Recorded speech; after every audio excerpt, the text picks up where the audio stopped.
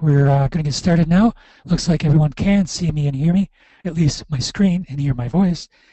So we're glad to see your smiling faces. Oh, that's right. I can't see your smiles, but I am imagining them. So anyway, this is Bruce Westra for Courtney Smith and WealthBuilder LLC. And today I'm presenting the second of 3 future seminars. And this one covers contract specs or specifications and contract rollover.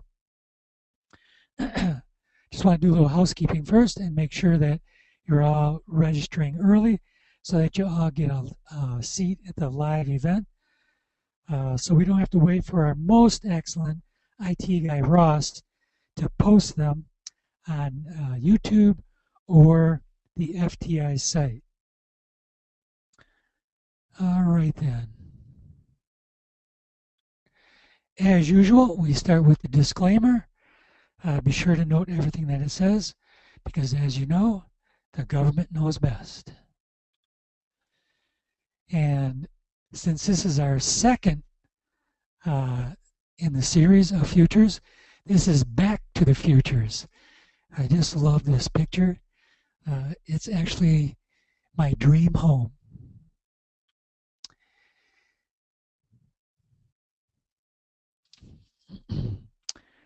So we have discussed 2 big differences between futures and Forex.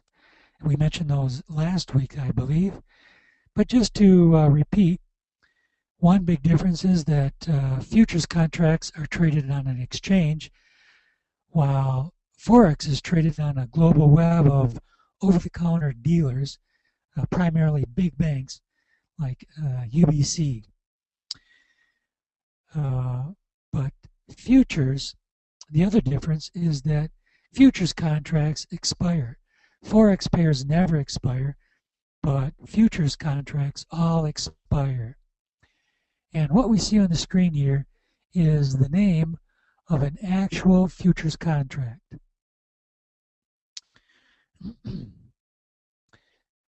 So we're going to kind of go into the futures names and then travel on from there. You guys all knew that I'm a doctor, right? Well, I am. I'm a doctor of chiropractic, and I actually liked the dissection classes way back in school. And I guess it comes from growing up on a farm where we had to dissect our food. But anyway, let's dissect a futures contract name. So the GC0613 is the contract name. So let's break it down a bit. The GC is the pro-real-time, which we abbreviate PRT, symbol for the gold contract. So that's GC. The 06 stands for June, which is the expiration month for this gold contract. The 13 stands for 2013, which is the expiration year of this contract. It all makes sense, right? So let's do a little more dissection. Here we have HGK13. The HG stands for copper, the PRT symbol for copper. And most brokers will use these symbols. Some broker platforms will have different symbols, so you'll need to check with your own broker. But HG is a pretty common symbol. It stands for high grade, by the way, and it's the symbol for copper. K stands for the month of May, which is the expiration month for this contract. It could also be written as 05. And 13 again stands for 2013, the expiration year for this contract. And I can hear you all now, it makes sense, but where do I go to find out where the symbols and the dates are found? Well, hold on, we'll get there.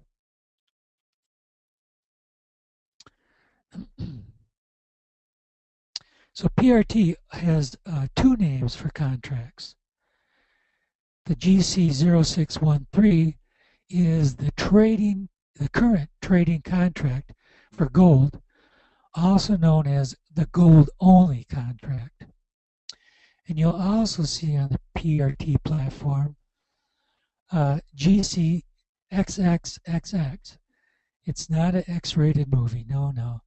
It's actually the continuous or full gold contract that we use for technical analysis. And it strings all of the separate contracts that expire. It strings them all together continuously so that now we have history for the gold contracts, and we can do our technical analysis from that GCXXXX contract. So why do we need both? Well, because it's easier to do technical analysis with a contract that has history going back, 6 or 8 or 9 months, or even a year. And it also helps remind us that we need to update the contract names on our brokers' platforms, because it's very important to make sure that you're trading the correct contract. These are all of the future contract month symbols. There's 12 of them, and every month has its own unique symbol.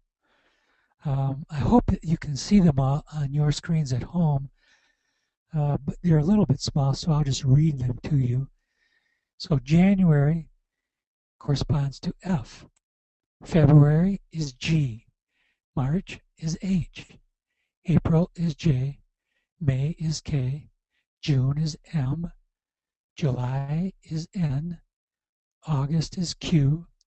September is U. October is V, as in Victor. November is X. And December is Z, as in zebra.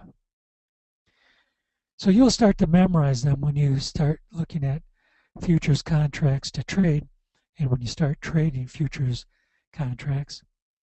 And you'll memorize these. I use little rhymes and mnemonics to memorize them. For instance, K rhymes with May, so K and May go together. June is M, and June is the marriage month.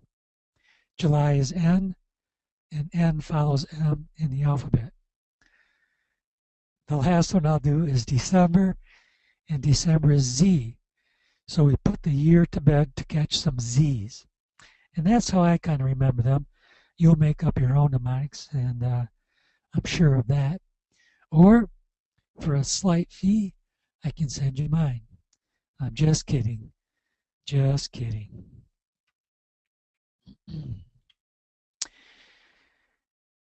So when we start to look at trading futures contracts, we need to find out where all the data on the contracts are. And that place is the contract specification charts. And they're the best place to look to find data and to refer to.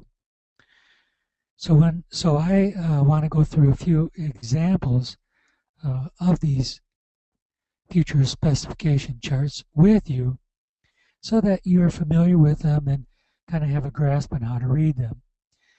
And again, I'm telling you guys, I really wish that I had these Basics with Bruce webinars when I started trading, especially futures, because I had to just kind of muddle my way through and kind of by hook or by crook figure out how to use these. So I hope this makes sense to you, what we're doing with these seminars, and especially these spec charts. So let's go through them a bit. We're looking at Courtney Smith's own personal seasonal futures charts. It's actually seasonalfuturescharts.com. And when he was looking at these spec charts, he came across this site, and he liked it so well that he just bought it. So we may not all have that luxury, but we can certainly avail ourselves of the one that he bought.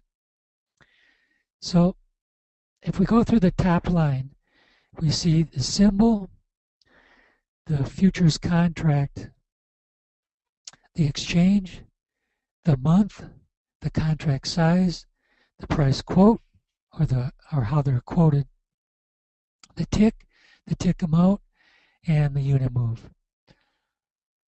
So if we go through just the top line, or the second line, it starts with S, and that's a symbol for soybeans. The contract exchange is the CME group. The months that contracts are offered are listed there as F, H, K, and Q. And the contract size is 5,000 bushels. And the price quote is cents per bushel. The tick is 0.25, and that's a quarter of 1 cent. And the tick amount, if it moves 1 quarter, will affect your position by $12.50. And 4 of those ticks are 50 cents. So now we need to discuss ticks. So what's a tick? Well, a tick is the smallest incremental move or minimum move that a futures contract can make. And ticks have different values for different contracts. For example, soybeans, 1 tick equals 1/4 of a cent, and that move would be worth $12.50. Crude oil, 1 tick equals 1 cent, and that move is equal to $10. And soybean oil, 1 tick equals 1 cent, and that move is only worth $6. So let's go back to the Courtney's website charts and look at contract size. And we see contract size is 5,000 bushels, or 1 contract of soybeans is equal to 5,000 bushels. So let's talk about leverage a little bit. The price for a bushel of soybeans is right now, approximately when I wrote this, about $13.68. So we multiply $13.68 times 5,000 and we get $68,000. So 1 contract costs $68,400. On the broker's platform, the initial margin is about $4,500, or only about 7% of the contract value. So we control $68,400 with only a margin that we have to put up of $4,500. That's pretty cool, right? That's leverage. So we love leverage. So we control 5,000 bushels of soybeans with 1 contract. So if the price of soybeans moves $1, that will affect your position by $5,000. $1 times 5,000 bushels equals $5,000. So does leverage sound like a cool thing to you? Yeah, I guess so. We love it because that's what makes trading futures and Forex too so exciting, that leverage.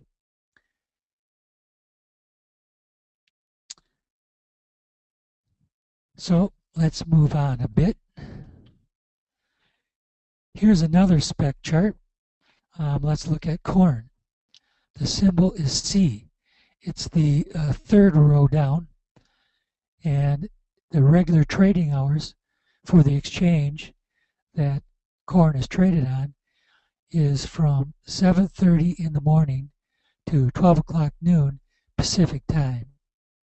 The delivery months are March, K, July, September, and December.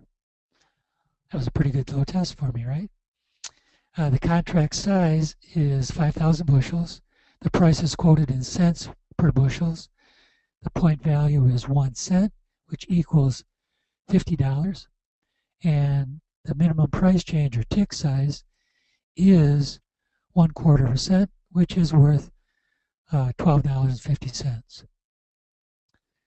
The daily limit is the maximum amount that a coring contract can trade, and that would be 30 cents, or that would be $1,500. So just a side note regarding that is that's called a locked limit if it trades 30 cents or $1,500 worth. And so if corn moves the full daily limit, they stop trading it. No matter if it takes an hour or 2 hours or whatever, they stop trading it. It's called a locked limit, as I said. And the reason they stop trading it is because they want to give the markets time to cool down on corn. This past summer, we actually noticed or witnessed several days of locked limit trading on corn. So do you see how the different charts tell you pretty much the same information, but in just a little bit different ways? Here's one from barcharts.com. And again, if we look at the chart, we see that this is actually listing some energies contracts: crude oil, heating oil, gasoline, natural gas. These are all energies. So if you wanted to get specific, you could just Google energy contract specifications, and I think that you get just this page, but I'm not sure. You might get the whole chart and then have to travel to this particular page in the charts. But I wanted to look at the trading hours on this chart. And you see that the hours are listed. It says RTH. That stands for regular trading hours. The regular trading hours for crude oil are from 8 o'clock a.m. to 1:30 p.m. Central Standard Time. So you would have to translate these trading hours to your own particular time zone. So normally we don't trade outside of the regular trading hours because of liquidity issues. There are some exceptions to that rule, just like there's exceptions to almost every rule. And I see you guys are writing in, yes, you love leverage. Wait till you start actually trading futures. You'll see exactly what I mean. But to get back to my point, the exceptions to the rule of regular trading hours are the 10-year note, the E-mini Dow, the E-mini S&P, the E-mini NASDAQ, gold, crude oil, and euro dollars. These contracts have enough liquidity to trade outside the regular trading hours. So now we come to a rollover. So we ask ourselves, is rollover this hard? Well, I don't think it's as hard as rolling bi-wing aircraft, but you must know what you're doing when you're rolling over, just as the pilot has to know what he's doing when he does a rollover. So what is a rollover? Well, first of all, let's talk about why we would want or even need to roll over a futures contract. Well, let's say we were long gold. we're in a good trade, a good gold trade, and it looks like the trade will continue to move in our direction. But we know that our contract is nearing expiration, and we don't really want to take delivery of 100 ounces of gold. So we want to roll over the contract that we're in to the new gold contract. That's why we want to roll over. So we want to liquidate our position on the front contract and next open a position on the next dated contract. For instance, in the gold contract for June, we would want to liquidate the June contract, and we'd want to put on the gold August 13 contract. And that's what rollover is, and that's why we would want to roll over a futures contract. Rollover also means when the volume and the open interest on a contract move from the current contract to the new contract. For instance, the silver March contract for 2013, if you would check the volume on that, which I did when I wrote this program, the volume was at 60 contracts and the open interest was at 184 contracts. If we compare that to the current contract, the contract we should be trading, the silver May contract for 2013, that volume is 40,000 contracts and the open interest is 77,000 contracts. So we would want to get out of the March contract before it turned into a roach motel, or you had to actually take delivery on the contract. But don't worry about taking delivery, because I can tell you that your broker will actually liquidate your position and get you out of that contract, probably freeze your account, and then you have to call them up and go, hey, how come my account's frozen? And they go, because you are in a deliverable contract, so we liquidated your position and froze your contract so we could give you a little lecture on the dangers of trading a contract that's deliverable. And how do I know this? Because I am ashamed. Well, I don't know how ashamed I am to admit this. This happened to me when I was starting to trade a futures contract, and I didn't realize totally what I was doing, so I was making these mistakes. So luckily for me, my broker liquidated my position and froze my account, so then I had to call them up and have this same conversation with them. Very interesting.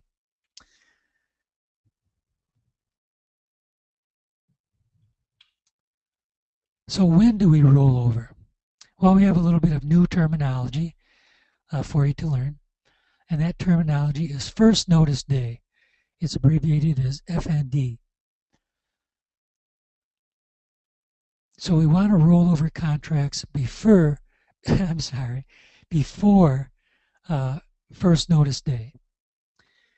So how do we know when first notice day is? Well, your broker will actually tell you what it is, and it has these days posted on their calendars.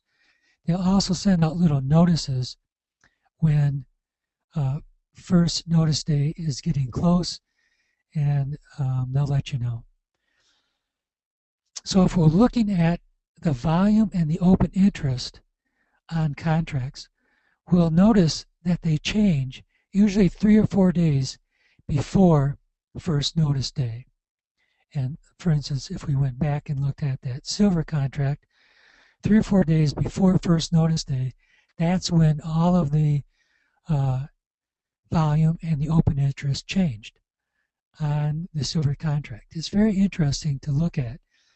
If you pull up on your proto-time charts or your broker charts, the past dated contract, the one that we shouldn't be in, you can click on each day and actually look at the volume in open interest.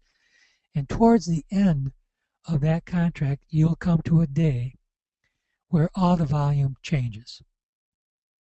And that's generally 3 or 4 days before first notice day. So the general rule on rollover is that we want to roll over 4 or 5 days before the end of the month, just prior to the contract name month. For instance, the May, we want to roll over in May for June contracts, and we want to roll over around May 27 for the June contract. The May 27 date is the first week of the last trading week in May for the June contract. That all sounds confusing, but just remember that we want to roll over our contracts in May for June. Or if we're trading an August contract, we would want to roll over in the last week of July, around the first couple days of that last week. Does that make sense? Good. I think it makes sense. So how do we roll over? We know why and we know when. Now we want to know how we roll over. Well, let's assume that we're long one gold April contract in 2013. So we would sell that contract, the April contract, and we take our profit, hopefully a profit, not the loss, and that would get transferred to our account. But then the very next thing that we do the next minute is buy one gold contract for the month of June, because that's the next dated contract. So we would be out of the past dated contract and into the next contract. So we'd get out of the April contract and get into the June contract. And we would use stop orders, also known as stop market orders, for our buy, our sell, and our stop loss orders. We always want to use stop orders to trade futures, with one exception that you will learn later on, or if you attend any of Courtney Smith's seminars. So I'd like to do a quick poll here and get your typing fingers ready. The quick poll question is, would you like to do a Basics with Bruce webinar for order types? I've answered a lot of questions about order types, and I'm just wondering if you guys are interested in later on doing a specific Basics with Bruce webinar. And we have a unanimous yes. Okay, I will put that on the agenda for later on. And let's see, I think the last week of April, I'm doing a webinar on shorting. So it will be April, May, right around the first couple weeks of May. So if that's cool with you guys, that's what I'll shoot for.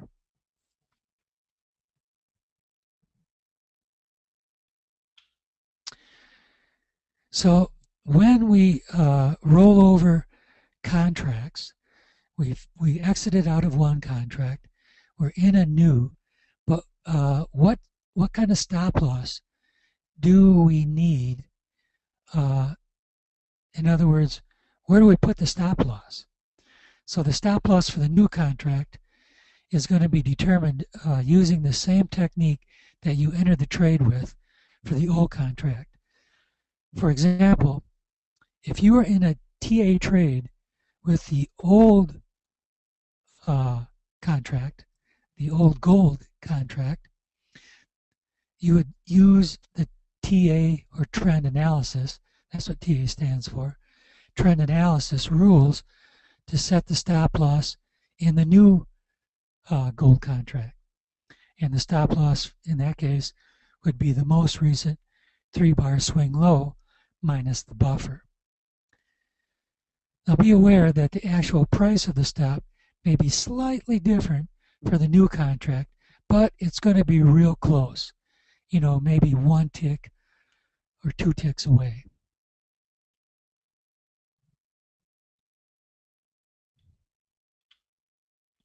So who's responsible for rolling over your contracts? Well, you're the trader. It's your account. It's your contract. So you are going to be responsible because basically it's your liability, so it's on you. So I hope that I've beat that beat that horse to death and then beat the dead horse besides. But when we trade, it's so important to accept responsibility for our trades, not only for our wins, but also for our losses and also for all the mechanics of the trade. So when we roll over, will we pay any fees? The answer is yes, you will. And you'll pay a commission to liquidate the old contract, and you'll also pay a commission to open the new contract. So not only is it your responsibility, but you have to pay for it too. That's life. Life as a trader. Hopefully our profits will more than make up for any fees that we have to pay. So next week's homework. Next week, we're going to be looking at risk management for futures. And for homework, I want you to look at various contracts to see when volume and opus interest change with respect to the first notice day on your own broker's platform charts. And also review futures contract spec charts. Google that and just review a bunch of them. The more that you look at them, the more sense they'll make. So I want you to spend some time doing that.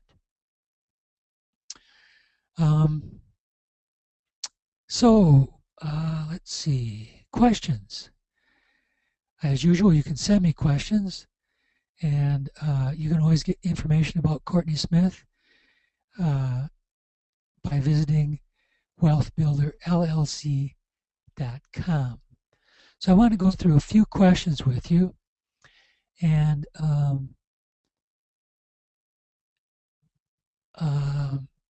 have a question here about, I think this is from Tanya, and Tanya, rollover is not hedging.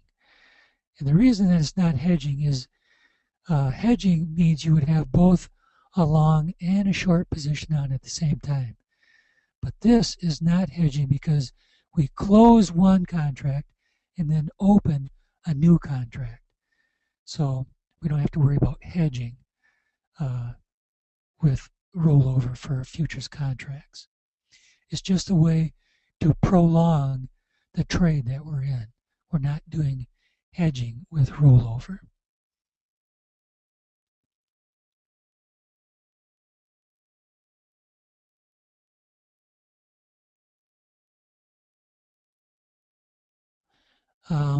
Let's see. And yes, non-U.S. citizens can do hedging according to FXCM, but not U.S. It's a law, so we can't blame FXCM. Okay, Leslie says, this is my second webinar. Thanks for all the information. And she's going to be a full-time trader. So, you're more than welcome. And anything that I can do to help you along in your trading career, I certainly want to do that, as do all of us here with Courtney Smith. And how long are these webinars going on for? In other words, how long will I be doing the Basics with Bruce webinars? That's a good question. My boss hasn't told me yet, but I certainly haven't run out of material to do them on. So as long as you guys keep giving me material, I guess we're going to continue doing them. How does the FIFO rule affect? I don't know what the FIFO rule is, so as far as I know, inside days, for instance, are totally within the normal trading realms. I don't think there's any reason why we couldn't do inside day trades.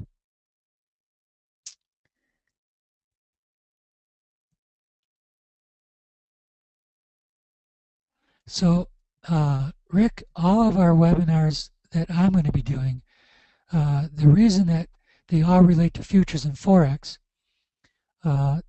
actually the first three related to stocks, all of my webinars aren't going to be related to futures and Forex, although the techniques that we talk about you can apply to futures and Forex. For instance, when I finish this series, I'm going to be doing a shorting webinar, and you can apply the shorting to futures and Forex as well as other instruments. Oh, thank you. FIFO means first in, first out.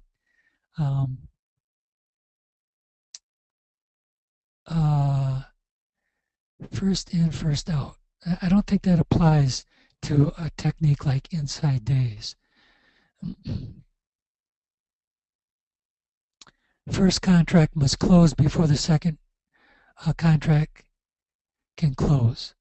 Yes, you would want to close the first contract before you close the second one, definitely, because you definitely want to close the contract that you're in before you even open up the next contract. So yes, I guess it would apply.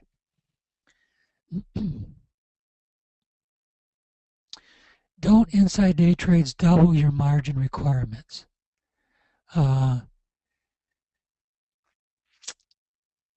It depends.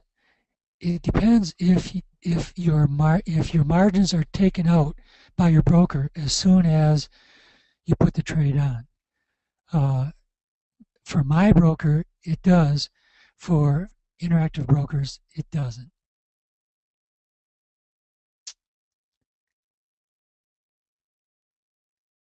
So good, Rick. I'm glad you're attending the upcoming Futures and Forex FDU seminar in Las Vegas, and I hope that you learn as much as you can before you go, because it will all make more sense when you're actually in the seminar. How do you do TA and inside days? I can't answer that on this because they each deserve their own webinar, and I don't have the time to go into it. We'll see about later webinars. If you've missed any of the webinars, they're posted on YouTube. You can just search Basics with Bruce and you'll find them on YouTube. Can you close one contract and open another one immediately after? Yes, that's the whole principle of rolling over a contract. You close one and then immediately open the next. Do you have to wait? Nope, you can do it right then. All right, everybody, that's all the time that I have. Thanks for all your very intelligent questions, and it really makes me think. And thanks for listening, and we'll see you next time. Bye-bye.